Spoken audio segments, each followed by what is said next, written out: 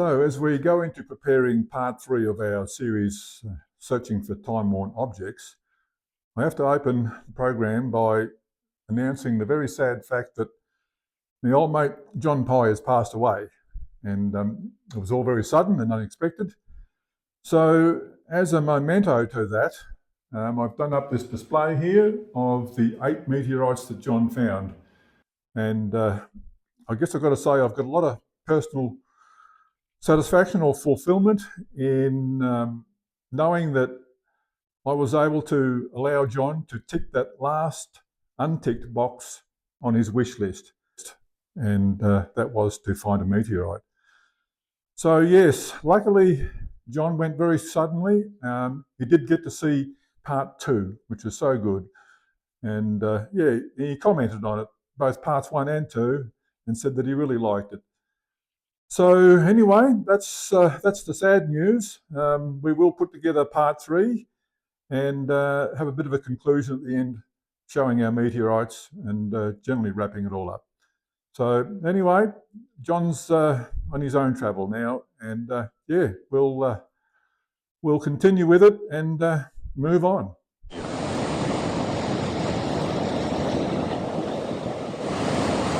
Hardly a breath of wind, but there's massive waves coming in. Well, we've come out here to a place that wasn't on our original plan.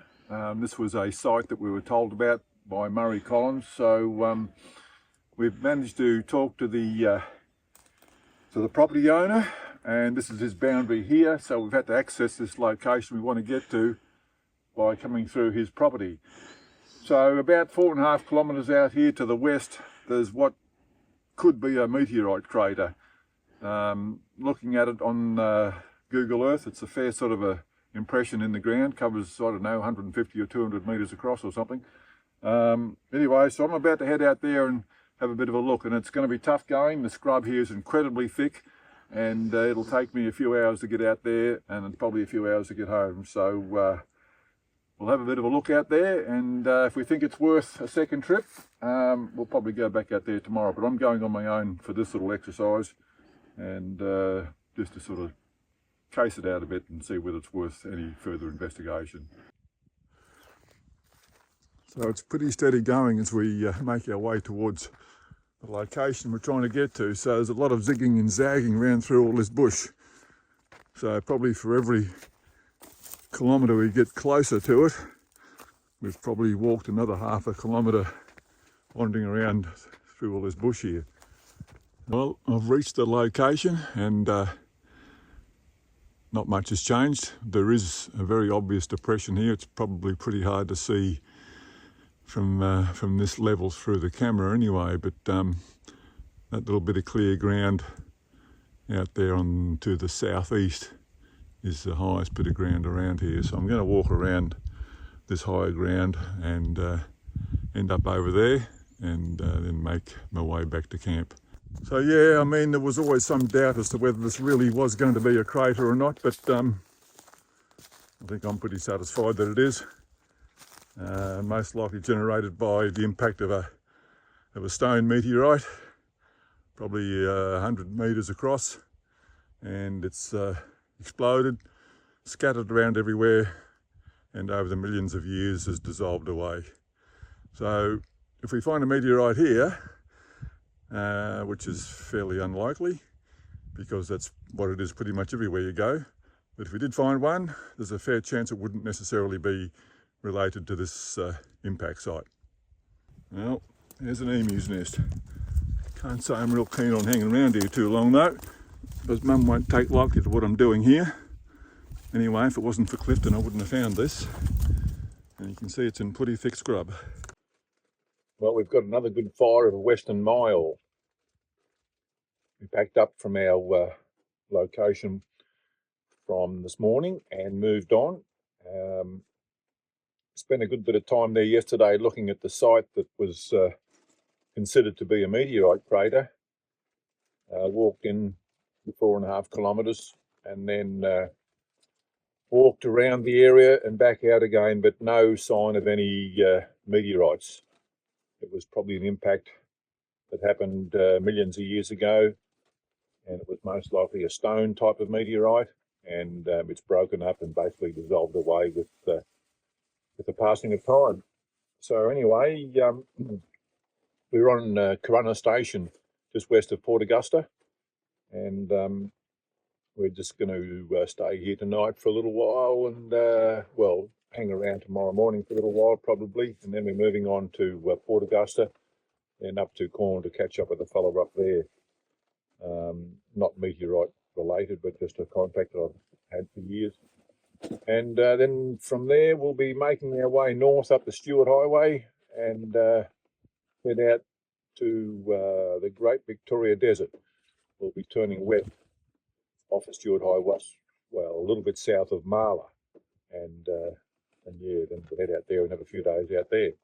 Right, so we're now at Port Augusta, a little place, well, we're south of Port Augusta, a place called the Shacks, and we're catching up with a fellow here. So just previous to this, we caught up with an artist. That was Rosemary Woodford Gant. We had a good yarn to her.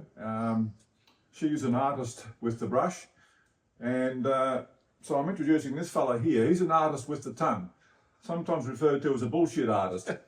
But look, before you get the wrong impression, there's bullshit artists and there's liars, and there's a hell of a big difference between the two. And don't worry about Stone, he's an honest and ethical man.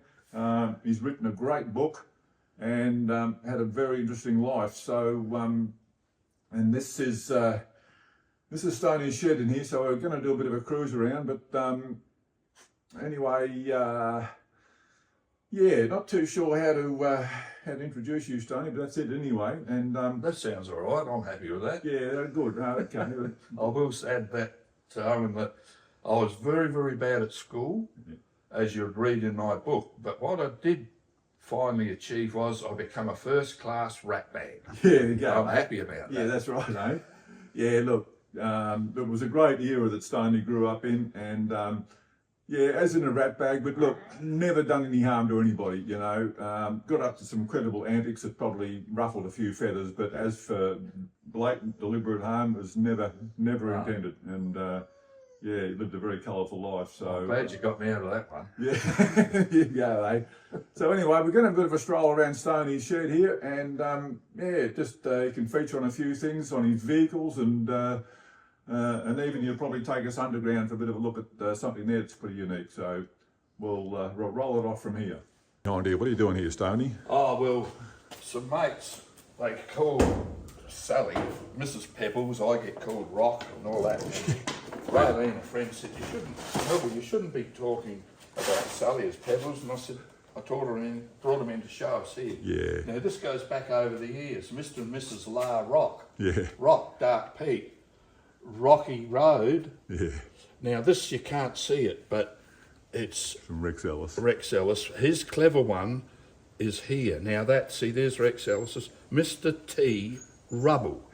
But that's trouble. That's clever. Yeah, you know? That's right. What about here? Mr. Petriite Rockefeller Stone Bag, Mayor of Carapi Hills. Yeah. It just goes on. Mr. Silcrete Stone. Yeah. Mr. Peter Rattle and Roll Stone.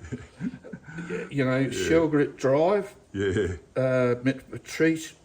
Mr. Petrius Stone Hut, father of Rodney Hyson Stone Berg. Yeah.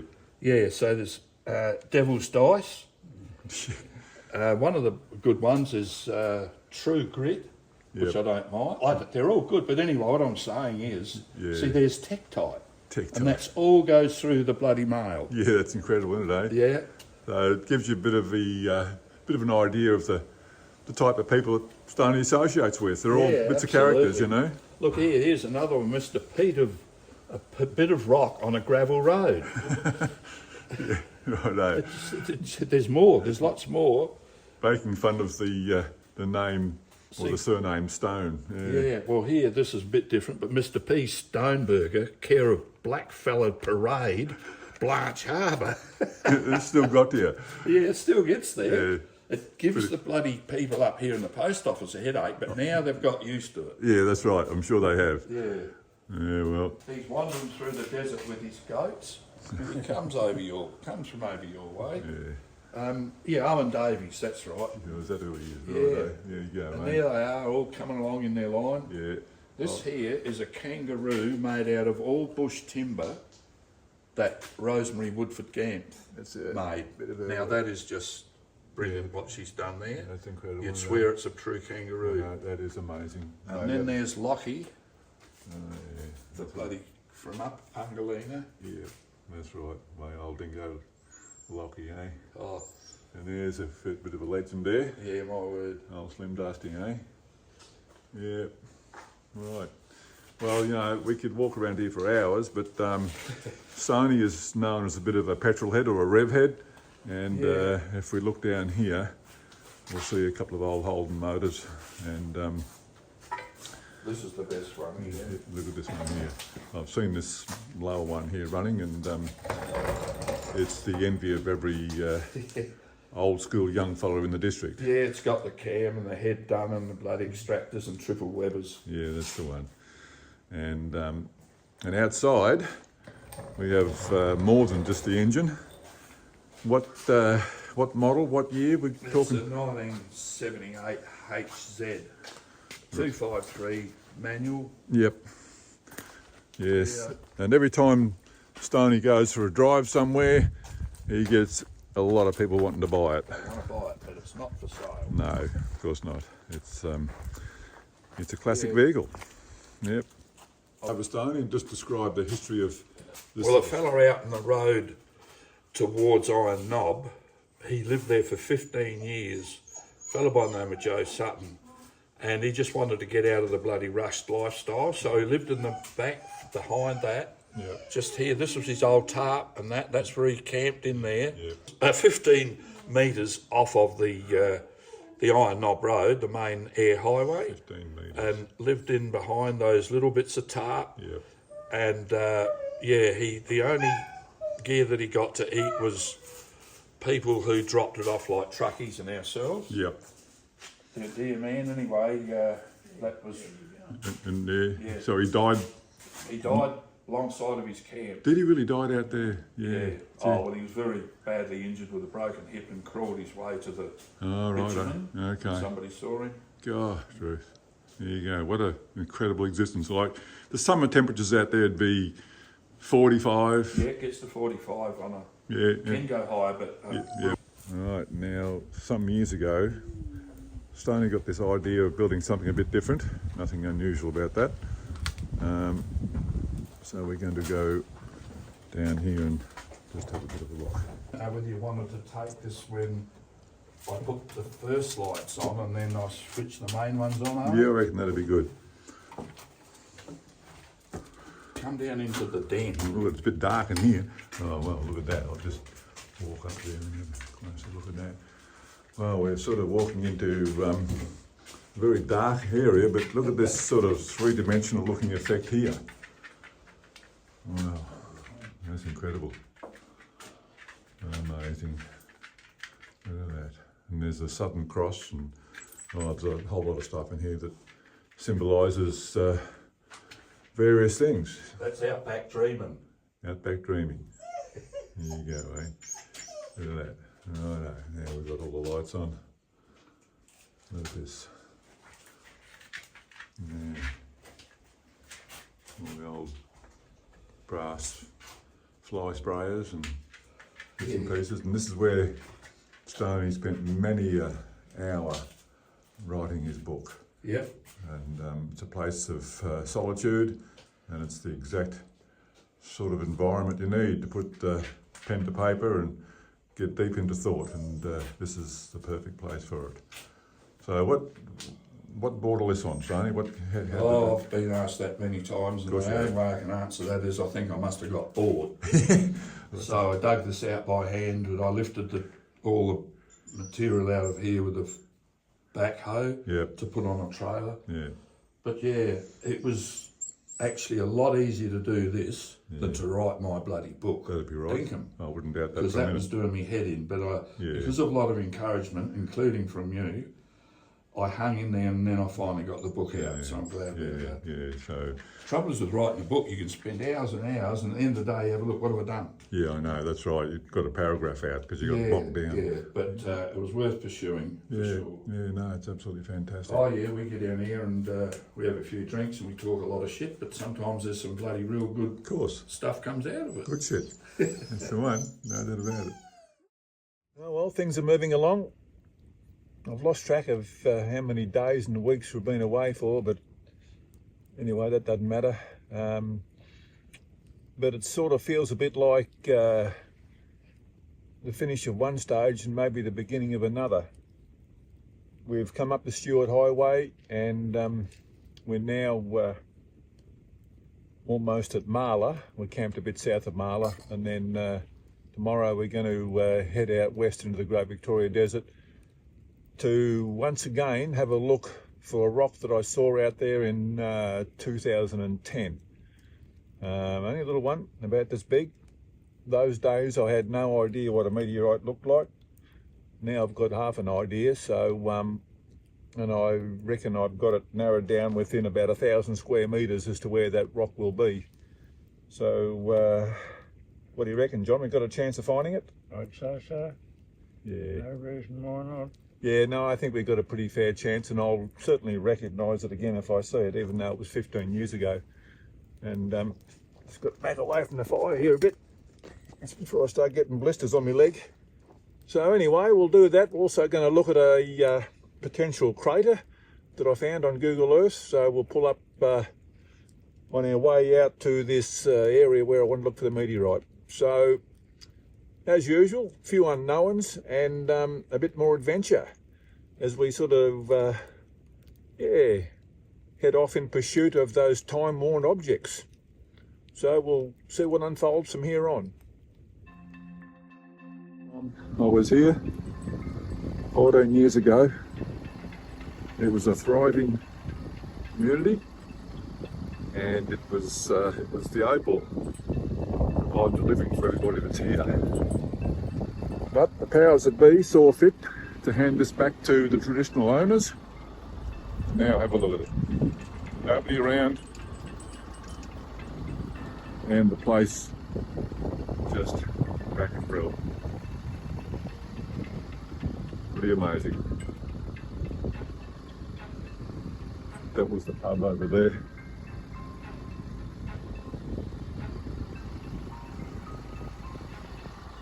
The building here might have been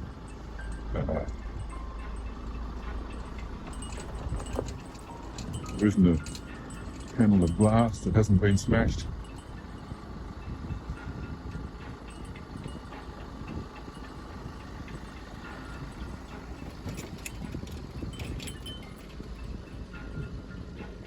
Goanna Grill.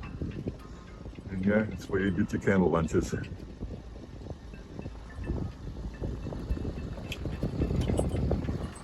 Look at the work that's gone into this place. Beautiful stonework. Every person's been hunted out of here. Absolutely amazing. Well, we're making our way towards our next targeted destination, and again we're off the beaten track. So yeah, we really don't know what we're going to have to deal with on this road. Obviously it's pretty rough, it's very overgrown, hasn't seen a vehicle for a hell of a long time. Anyway, that's all right, that's part and parcel of getting out and looking for meteorites. So we've arrived at our location out here in the Great Victoria Desert, and we've come to the spot there where I saw that rock in 2010. I never expected to be back there again, but I did come back here last year and had a bit of a look for it, and we're going to have one more go on this trip. This will be the last chance. If we don't find it now, it'll lay out here in the sun forever. Well, this is our second day in the pursuit to find the lost meteorite. Well, I'm a bit vague on the location after doing a lot of searching yesterday, so we've moved a little bit further to the east. And one of the telltale signs that I'm looking for is the remains of the old campfire. So just in this sort of radius here of 20 feet or so, I found some bits of stick that have got burnt ends on them. You can see here the burnt ends on there and on there, and just down here we have little bits of charcoal. So this suggests to me that this is probably where we had our lunch break. Can't be 100% conclusive because fires would occur out here, although very, very rare. We've put in a pretty big day here, and yeah, it's both of us, that is. John's done a fair bit of legwork and I've done a heap of it as well. And it looks like we've got to close the book on this meteorite, but anyway, the last chapter is never going to be finished, I don't think, because it's going to have to stay out there forever. But anyway, that's all okay, and so we'll head off from here tomorrow and just check out the site on the way back towards the highway. Well, another day, another adventure. We're heading off through a bit of this mulga country here. We're not far from where we've been for the last couple of days, but I found what looks to be a crater. It may not be, but it gives you the impression of being a depression out here in this mulga desert.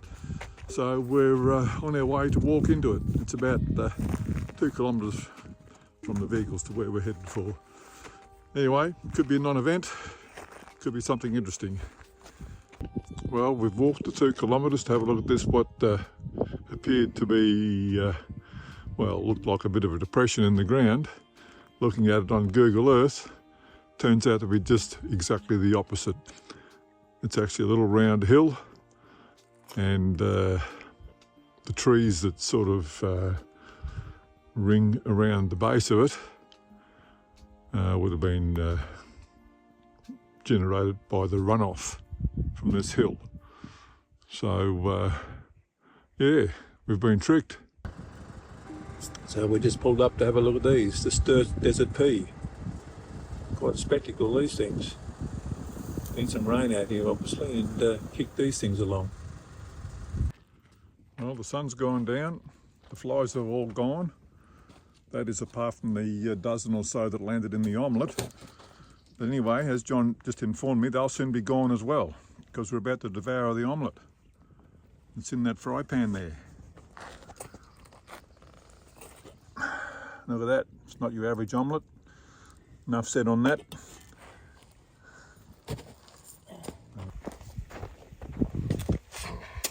So our search for these mysterious time-worn objects has brought us back to where I found the 1.8 kilogram meteorite last year. Right here it was. And at that particular time, I came back here and walked over this ground a few times, hoping to find another fragment of it. Anyway, that didn't happen. You can see there's a few flies here, can't you? Anyway, I came back here again this morning, had a bit of a walk around, and then went back to the vehicles and decided I need to get a shovel just to remove a bit of this vegetation off the top that we can see here, just in case there was another bit of that material left here underneath these bits of prickle bushes. Anyway, so I walked across this ground here and back to the ute, came back again, and then noticed a little bit of material sticking out of the ground, and then that I realised I had another piece of meteorite. And so there it is. Oh yeah, look at that, eh? You can see it was, you know, sort of probably about 1/3 buried, and the rest was sticking out of the ground. But yeah, very lucky to recognise that. But amazingly enough, I'd already walked over it once this morning, and it wasn't until I was a bit more focused on it that I realised what it was. So I was walking around the landscape here yesterday and walked across to this little bit of a rocky knob. But on the side of it, I found a depression with a ring of stone round it. Of course, you can only speculate as to why there's a depression here. and we can't help thinking a possible meteorite impact. So we've come across here with the shovel this morning and had a bit of a dig down here, and we're turning up some iron dust. It's sticking to the magnets. So yes, it's haven't really got to the bottom of the hole yet, but well, we hasn't sort of bottomed out onto hard rock, so I'm not too sure what to make of this. You can see we've dug a fair sort of a hole here, and all we've sort of got out of there is magnetic dust and fine grains. So yeah, I've gone down the length of that shovel, and it's a standard length fencer's shovel. But you can see there's a real definite rim of stones around the edge of this, and it's been sand all the way to the bottom. We pretty much got to rock down there, so satisfied that we've reached the bottom of the original hole, whatever caused it. So if I just slowly move my magnet onto this stuff that we've dug out, you'll see it's all locks on straight away. So yes, it is highly magnetic. Anyway, this may have to remain a mystery. Well, another day coming to an end. The sun's just set down there behind the horizon there, and we're just waiting for the flies to go to bed. I need the temperature to drop down a bit more before that happens, but anyway, we've moved camp not that far, probably as the crow flies, 5 or 6 kilometres, and we've been wandering around here a bit this afternoon. We didn't find any meteorites, but I believe you had a bit of a find, John. What did you turn up? Yeah, I found my first ever tektite this afternoon, and Well, congratulations. yeah, it's only a little fella, but that's... Well, look at that, eh? There's a beautiful disc sort of a shape about it, and yeah, oh, well, that's a good score. First one ever, eh? Mm. Oh, well, you never know. There could be another one out there with your name on it, John. Yeah. So this is a nice site. This is known as the Oringa Waterhole. So we're up towards the northern end of Hamilton Station, and we've just replenished our water supplies here as they were getting pretty low. Anyway, beautiful spot. Well, this is not our kind of camping, as you can see. We are at the Mount Dare Hotel, and we were here last year and there was only a handful of people here. But this time we were unfortunate enough to have it coincide with the Fink Desert Races. And I'm only staying here because I know the people, that's all, but one night will be it and we'll be out of here. Anyway, it's yeah, a bit unfortunate, but that is what it is.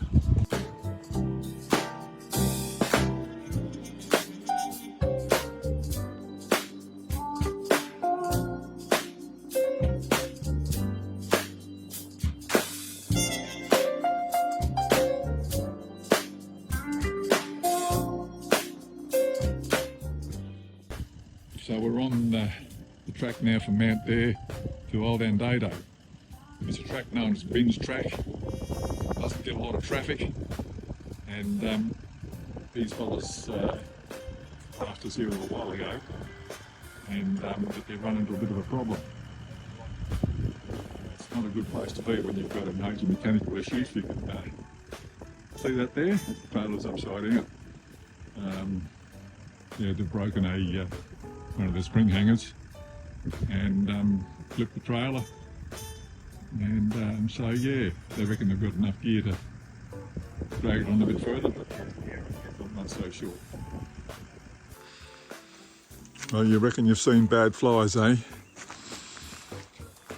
How's that for flies? They're just on everything here this morning.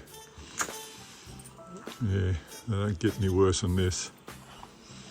Well, if they did, it wouldn't be any different anyway. So we're at a place here called Old Andado Station. The last resident here, her name was Molly Clark, and I can remember hearing her interviewed on the radio many years ago, but she's long gone. But amazingly enough, it's been left pretty much intact as from the day she left it. Anyway, we'll have a bit of a look about. So we just come into the kitchen now of the old Andato homestead, and there it is. Everything's just intact. And there's Molly Clark. She's the lady who lived there, the last resident. Here we are, just under the corrugated iron roof. Imagine living out here in the middle of summer. Pretty tough existence. Cooking on an old wood-fired stove here. We'll just move through here. Bit of a breezeway and dining area. Well, I suppose unless somebody maintains it, eventually it'll just go to rack and ruin. She must have left in a bit of a hurry, you would think. Yes, look at the photographs here. Family photographs, eh? Isn't that amazing? It's amazing. Look at this, there's an old organ here. A bit of musical entertainment. Communications centre. There it is. Very early radio.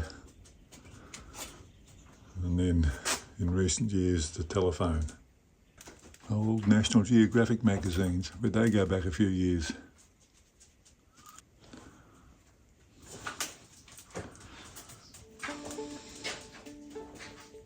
So this old thatched roof building with the drop log walls, this would have been the butcher shop, or sometimes referred to as the meat house. That ring up there would have been what you hung all the meat on. And the benches here for cutting up the T-bones, etc. Not that they had the gear to do that.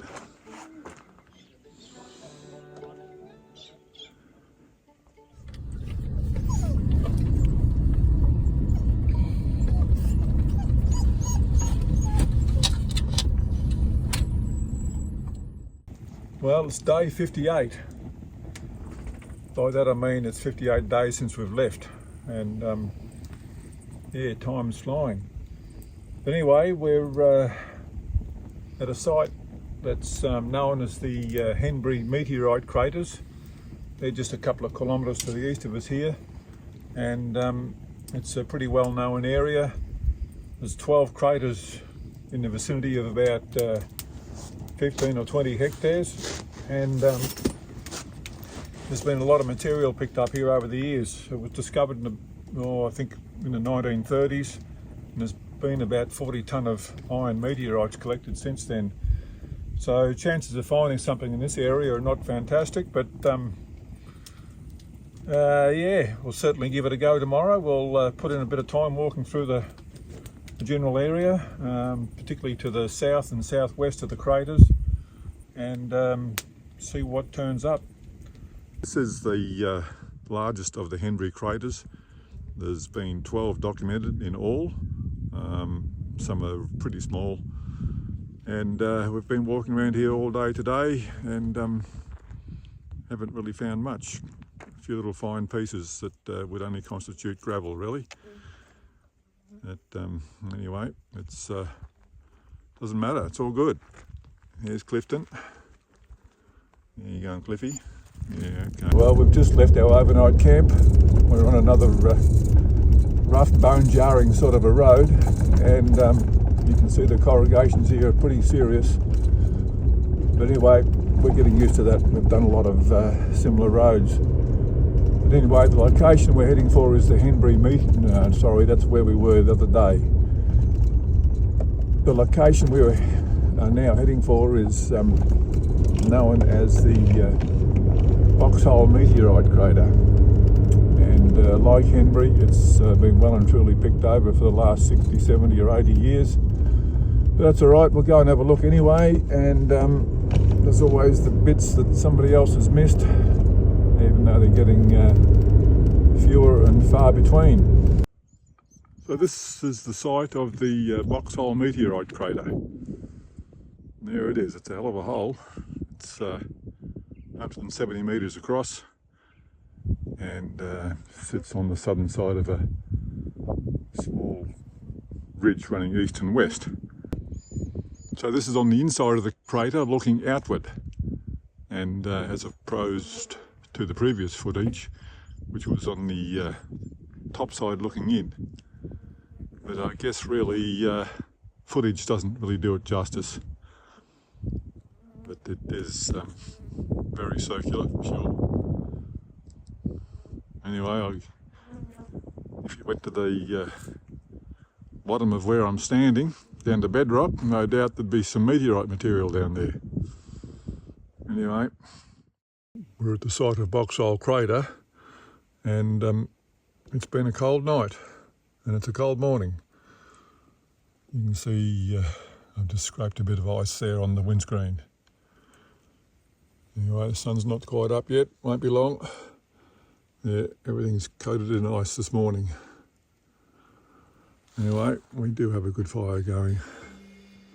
John's there enjoying a good bit of coffee. And we've got plenty of firewood. See by the landscape below me, I'm on a fairly high bit of a mountainous outcrop here. Now I wasn't going to come up here, but from down below, looking to the north, I spotted this structure. Well, don't know.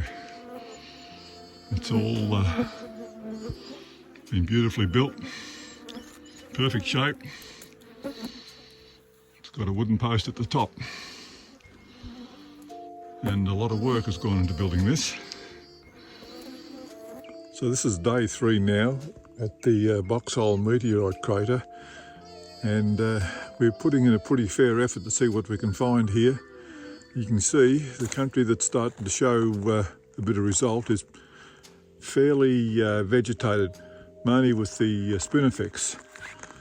But if we just look down here, we can just see a couple of fragments of meteorite in amongst all this gravel. A little black piece there's one, and then just over here there's another piece right there. So they're actually lost their iron content to some degree and become more or less a block of rust. But if we just bring this in here, you'll see there it is, look at that. And then over here, there's another piece. So that's pretty good going. Look, there's another piece just there. There it is. So we're doing pretty good here. John's got the metal detector going here, and he's got a bit of a reading happening there, but no. But anyway, the case is just to try and find a little bit of a signal or a bit of material, and then we've got to go in fairly hard underneath the bushes, because the only way we're going to do any good here is go looking where other people haven't. So you've got to be prepared to get scratched and prickled going in under trees, under spinifex, and yeah, doing the sort of harder yard, so to speak. But that's okay, we've got some pretty good bits. Yeah, it's proved to be incredibly rich in fragments. Dragging this around like this, just looking what it's picking up here. Look at that. That's pretty amazing, isn't it? So there's a lot of decomposed meteorite in the ground here. Well, the billy's on as we conclude our 3 days here at the Boxhole meteorite site, and it's been pretty rewarding. Out of the 3 known sites that we visited, first Mundrabilla was just amazing. Then we went to Henbury. Yeah, we didn't do any good there. But this is what the Boxhole crater has produced for us. There you go. There's a good handful of little bits and pieces that I've picked up. And then John has got these little bits and pieces here. The 2 larger pieces on the left are not necessarily meteorites as such, but certainly the other 4 pieces here are.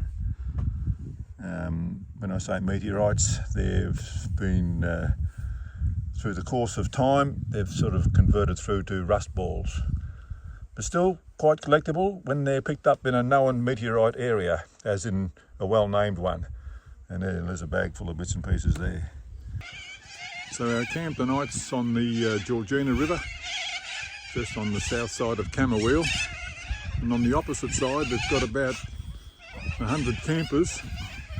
And on the same side that we're on, we've got about 5,000 corrallers. And it looks like they're going to camp here for the night as they start to settle up here in the trees. Well, I'd rather that than be sharing the other side of the river with all the bloody campers.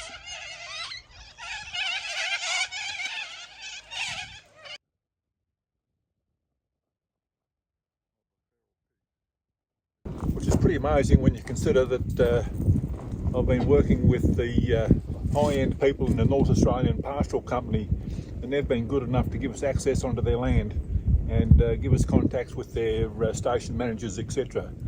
However, some person who's got a bit of a, I don't know what the best way to put it. Power trip. Yeah, that's right. A bit of a power play game has decided to be very uncooperative.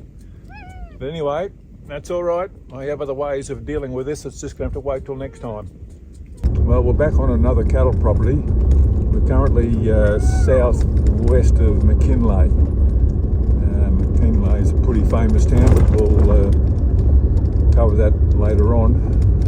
So there was a meteorite picked up out here in, not too sure, back in the 1980s. It was about a 12 kilogram iron meteorite. So we've spoken to the property owner, and yeah, we're on our way out there now to have a bit of a look around the area. We'll spend a couple of nights out here and yeah, get to explore a bit of new country. We've done a fair few miles, kilometres, whatever, yards, metres, inches, walking around here today, and this is the site where there was a 12 kilogram meteorite picked up. I think it was back in the 80s. It was an iron meteorite, and anyway, we didn't turn up any meteorite material. Anyway, that's okay. There's a lot of grass here, and it did get a fire through here probably late last year, and that would have been the time to be walking around here. There's been a lot of growth since then, but anyway, that's all okay. We'll head off from here in the morning and yeah, make a bit of a plan, maybe possibly head through to Longreach. We're on the road less travelled once again. We're making our way towards Winton, but we're going the back way this time. I believe it's probably a public road, but yeah, very few of the public actually use it. It's just station people that would come through this way. Now, I'm not leaving the gate open, well I am, but John's behind me, so I opened the gates and John closed them behind me. Up to Middleton Road, a really nice drive through here, great scenery, roads in good condition. We're well away from tourists flying bloody backwards and forwards and towing caravans. There hasn't been a vehicle along here today.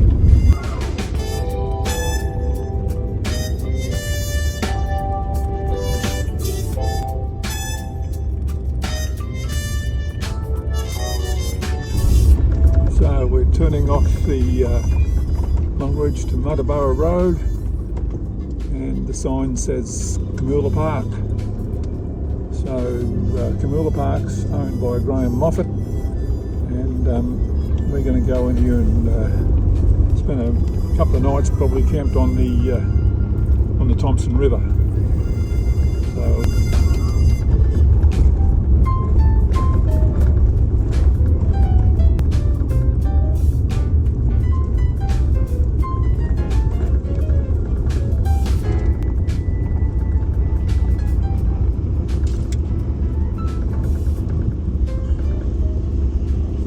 So it's near sundown. In fact, the sun has gone down, and we're at the Camoola Park homestead having a chat with Graham Moffat. So yeah, and having a beer, and Graham's having a smoke and a Coke, and John's having a beer, and it's all pretty laid back. But anyway, Graham, your family goes back a long way here. How far back can we go? Around about March 1899. 1899, and That's when grandfather bought right. the place. Okay, so it wasn't a first selection then in the family. Somebody else had it beforehand. Yes, it was a selection off Bowen Downs and a Polish count by the name of Parsons drew it Okay. back in early 1890s, I think it was. Yep. And he actually built this house Okay. in 1895. Right. Okay. All right then. And so obviously you've been here your whole life. Yeah. Yeah. And you went to school. Yeah. Here? Correspondence. Yeah. And then went to Torma, pulled the prep for 4 years, and then got some work for 3 years. Oh, yeah. All right. Then came home, spent a couple of years working here, and then I jackarooed down in the Riverina, one of the with Bunnock, or what wasn't actually on Bunnock, but it was one of the What's that? properties, What's that Hayden Illiquin area or something, is it? the Nillican Canargo. Oh yeah. Canargo, the Nillican Yeah. area. Yeah. Okay then. So in your time or in known history, when's the worst drought that comes to mind in this area? Probably not that long ago. Well, It's pretty bad the here. records and what I've been led to believe from Dad, 1902 No? was a really bad drought. Was it really? So what about flooding events? Because we're right on the, more or less on the banks of the Thompson River here. It's only a few kilometres to the west of us. Probably not even that far on, probably about 500 yards. 500 yards, okay, thanks for that correction. So have you had water through this area here, through the homestead area? There hasn't been a flood in Longreach in white man's time compared with what happened back in the Aboriginal days. Okay, all right. 55 was 7.6 metres here. 2000 it was 7.4. Okay, all right. And they're the biggest Yeah, floods that we're aware of at the moment. yeah, okay, because everybody talks about 1974. You hear a lot Oh, about that. 74 was a decent flood. Yeah, but it didn't break the records though. Not in this area. Well, not in this area. No, that's right. This is our last camp before we head off and go our separate ways. And John will be heading across to Rockhampton and I'll be heading for Dimbula. Anyway, we had a bit of a day out today here on Kamula Park. Picked up one rock, one very small one that's got potential to be a meteorite. So anyway, if it does, that's great. If it doesn't, well, that's okay too. But yeah, we've been on the road now for over 10 weeks, 73 days, I think, thereabouts. And of course, not driving every day, but that's been the duration of the trip.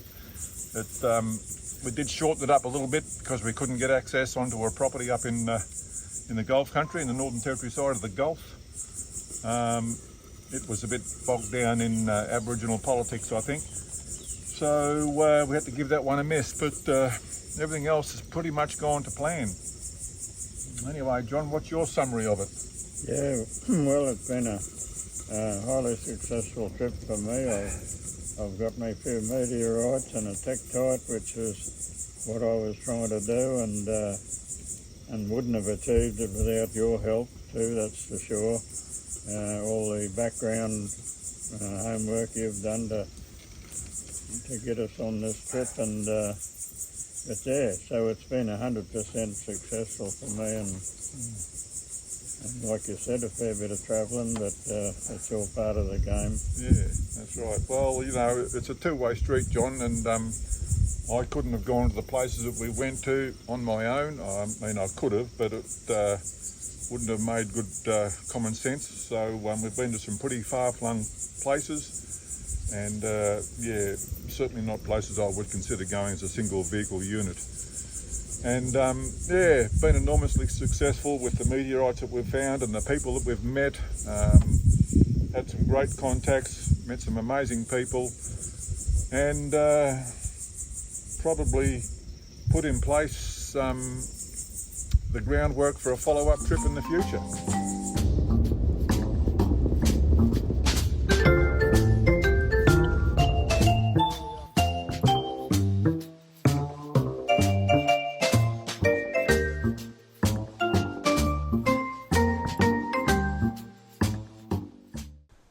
So with the trip well and truly long behind us now, let's just take a closer look at some of this material we brought home.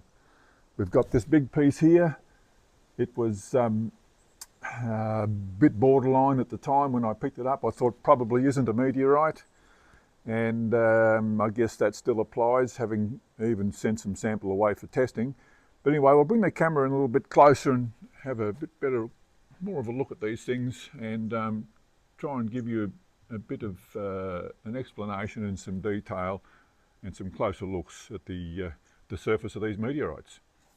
So this big 4 kilogram piece, I did cut a piece off it and polish the surface on it, and I don't know whether you can see the little bits of shiny effect through there, as in metal flakes.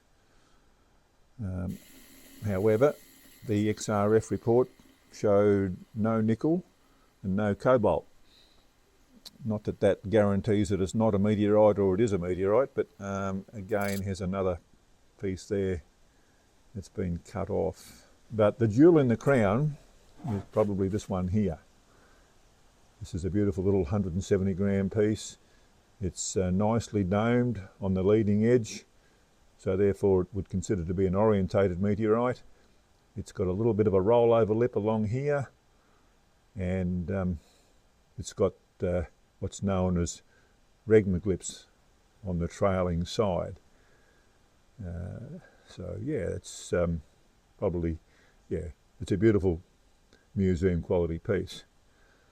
The next one we found was this piece here. It's highly weathered. It's got a little bit of remaining fusion crust. You can see that, where is it? Well, a little bit just there and a little bit on this side here. Bit hard to see. But anyway, the next ones were these beautiful iron meteorites. These fellas here, they were found in the Mundrabilla site. It's pretty common material. A lot of this has gone around the world to collectors, museums. Yeah, it's pretty abundant material. And then we found this stuff here. Now, this came from a site that I revisited from the previous year. So I went back to the same spot, having found one piece the year before, and found these 2 more pieces.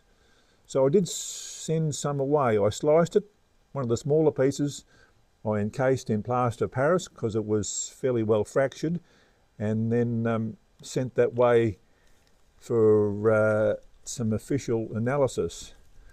Well, the disappointing thing about that is that it came back as negative, not a meteorite. That's in spite of a lot of people who had a lot of experience in meteorite identification informally declaring it a chondrite. So yeah, I'm going with the informal identification on that. But anyway, further along then, we went to the Henbury site. Again, there's been about, I think, 40 tonne of Henbury material recovered over the years. And again, it's gone all around the world. And all I've got here is oxidised iron meteorite. So, yeah, still collectible. And from there, we then went up to the site known as the Boxhole meteorite crater. Again, came back with a pocket full of what's referred to as shale, as is also this material here from Henbury. But there was one very tiny little solid meteorite that turned up. And that's that little fella there. Only weighs 1 gram, but it is solid iron and nickel. So that's the general summary of the stuff we brought home on our recent trip. This is the 1.8 kilogram piece, and you can see there's a nice fusion crust on there. The rest of it is all broken surface, and but yeah, so this again is from this material here, and the stuff that was identified formally as not being a meteorite. So I haven't got much faith in budget meteorite identification because it came back wrong, came back a negative. I'll just add one little bit more to this whole meteorite story and show you some stuff that I've actually recently imported. There's material that's not readily available, certainly the sort of stuff I would never expect to find just walking around the outback. So I will be setting up a public display where people can come along and view meteorites and learn a bit more about them. So I've bought this stuff from overseas, so we'll just have a bit of a look at that before we wind it all up. Well, walking around the Australian deserts is one way to go looking for meteorites, and you may have a chance of finding one. There's other ways. You can contact a known source through contacts that you may already have, or you can take potluck and pick somebody out off Facebook and see how you go. Unfortunately, Facebook is a bit of a picnic ground for scammers. But anyway, we managed to avoid all those, and I took the plunge and contacted a fellow called Blaine Reed Meteorites, and he's in the US, and with some discussion and negotiation, I purchased this piece here, which I'll bring the camera up a lot closer soon, and we'll even put a light behind that. So that all went very well, and I would certainly recommend Blaine as a good, reputable supplier. Then I contacted a fella called Ian CN. So that's Ian, capital C, capital N. He was marketing material on Facebook, and again, he turned out to be a fantastic fellow to deal with. So he was able to supply me with this Nantan sliced iron, beautiful piece, and also a piece of this Samachin from Russia. Not satisfied with that, I then contacted a fellow called Ben Ko, spelt with capital K-O. And again, I couldn't speak more highly of Ben either. He was great to deal with, and he supplied me with this Cerecho palisite. Again, a beautiful piece. So I'll just bring the camera in a little bit closer. Oh, here's the piece from Blaine, and I've got to be a bit careful. It's very thin. We'll put that up to the light, a bit of reflection coming through it, but I'll probably take it inside maybe and see if we can get a bit better look. And then we've got the Nantan meteorite that's been beautifully etched, showing the fantastic crystal formation. And you can see it's quite thin, but yes, a nice piece. This other sample here, which is behind glass now, and it will stay behind glass, as will this piece here, will go behind glass as well, just to keep it well and truly sealed from any moisture.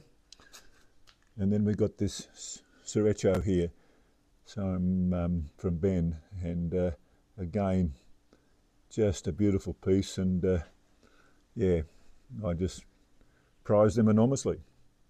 So that pretty much concludes our story, the search for time-worn objects.